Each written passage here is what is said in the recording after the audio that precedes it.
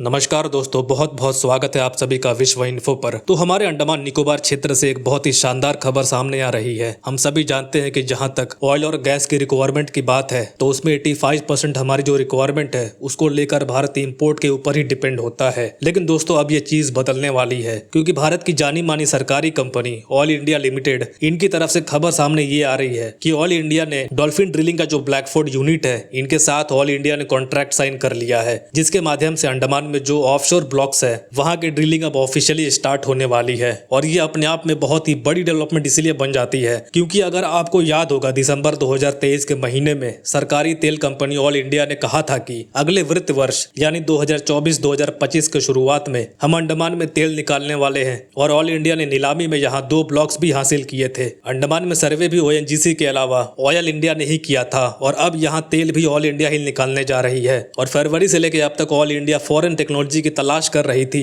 जिसके माध्यम से वो यहाँ पर ऑफशोर ड्रिलिंग जिसकी गहराई बहुत ही ज्यादा होती है उसको स्टार्ट कर सकें। और आज दोस्तों इनको फाइनली फॉरेन ड्रिलिंग पार्टनर मिल चुका है, जो कि आपको बता दूं यह एक नॉर्वे की कंपनी है जिसका नाम है डॉल्फिन ड्रिलिंग, जिसका जो यूनिट है ब्लैकफोर्ड यूनिट, जो एक बहुत ही एडवांस अल्ट्रा डीप वाटर में ड्रिलिंग करने के काम आता है। इसको ऑयल इंडिया ने अब एक कॉन्ट्रैक्ट के माध्यम से प्राप्त कर लिया है। बात करेंगे इस पूरे डेवलपमेंट के बारे में कि कैसे हम यहाँ पर ड्रिलिंग को स्टार्ट करने वाले हैं और इसका सबसे बड़ा फायदा इंडिया को क्या होगा और कैसे ये हमारी 70 साल की ऑयल नीड्स को पूरा करने की क्षमता रखता है। सभी चीजों को हम समझने का प्रयास करेंगे। आइए शुरू करते हैं। लेकिन दोस्तों आगे बढ़े उससे पहले आपसे एक ही गुजारिश है कि अगर आप इस चैनल पर नए हैं तो प्लीज सब्सक्राइब करके बेल आइकन जरूर दबा लीजिए। अब दरअसल सबसे पहली खबर की बात करें तो नॉर्वे की जानी मानी कंपनी डॉल्फिन ड्रिलिंग लिमिटेड, इसके पास एक सेमी सबमर्सिबल ड्रिलिंग यूनिट देखने को मिलता है जिसे कि ब्लैकफोर्ड यूनिट कहा जाता है। तो हमारी ऑयल इंडिया लिमिटेड के द्वारा ऐलान किया गया है कि इन्होंने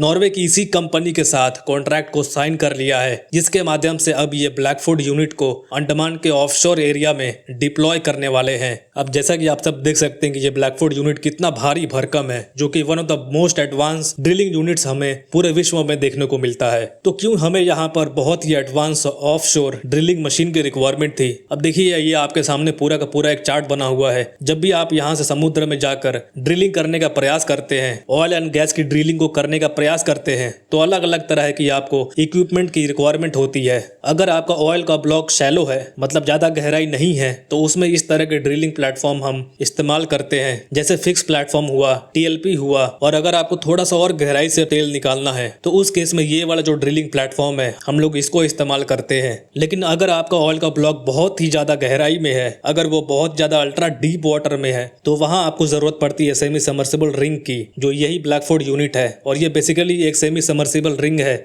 जो कि नॉर्वे की कंपनी डॉल्फिन ड्रिलिंग के द्वारा बनाई गई है। और यही यहाँ पे ऑयल इंडिया ने एक्वायर किया है, क्योंकि हमारे जो भी यहाँ पे ब्लॉक्स हैं जो कि हमें अंडमान में देखने को मिलता है, ये बहुत ज्यादा गहराई में हमें ये ब्लॉक्स देखने को मिलते हैं। इसलिए ये वाली टेक्नोलॉजी के लिए ऑयल इंडिया कोशिश कर रहा था कि बाहर की किसी कंपनी के साथ बातचीत की जाए, एंड फाइनली इस पर ऑयल इंडिया ने जीत हासिल कर ली है।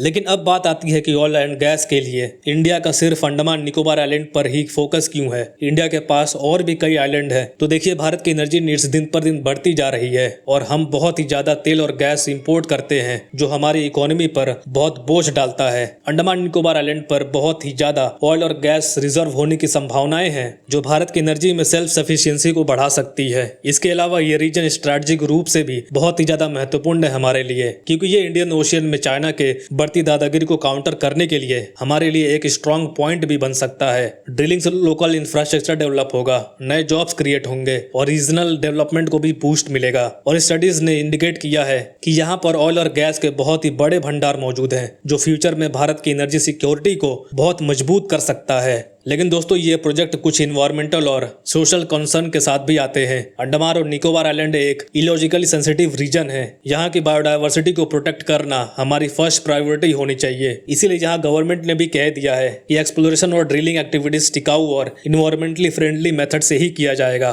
ताकि यहाँ के नेचर को कोई नुकसान न पहुंचे। और फ्यूचर में अगर ये प्रोजेक्ट सक्सेसफुल होता है तो भारत अपनी एनर्जी नीड्स के लिए लार्जली सेल्फ रिलायमेंट बन सकता है। ये हमारी इकोनॉमिक ग्रोथ को बहुत बूस्ट देगा और स्ट्रैटेजिक एडवांटेज भी प्रोवाइड करेगा। इस प्रोजेक्ट से भारत को एडवांस ड्रिलिंग और नई टेक्नोलॉजीज को अपनाने का मौका मिलेगा, जो हमारे एनर्जी सेक्टर को टेक्नोलॉजिकली एडवांस और एफिशिएंट बनाएंगे। इससे फ्यूचर प्रोजेक्ट्स के लिए भी हमारी तैयारी काफी स्ट्रांग होगी। तो दोस्तों, ये थी हमारी detail analysis Andaman and Nicobar island पर ऑयल और गैस एक्सप्लोरेशन प्रोजेक्ट के बारे में। उम्मीद है आपको ये इन्फॉर्मेशन यूजफुल लगी होगी। अगर आपको कोई क्वेश्चन या सजेशन है तो नीचे कमेंट्स में जरूर बताएं और हमारे चैनल को सब्सक्राइब करना ना भूलें, ताकि आपको ऐसी इंटरेस्टिंग वीडियोस रोज मिलती रहें। Thank you very much for listening. See you in the next video.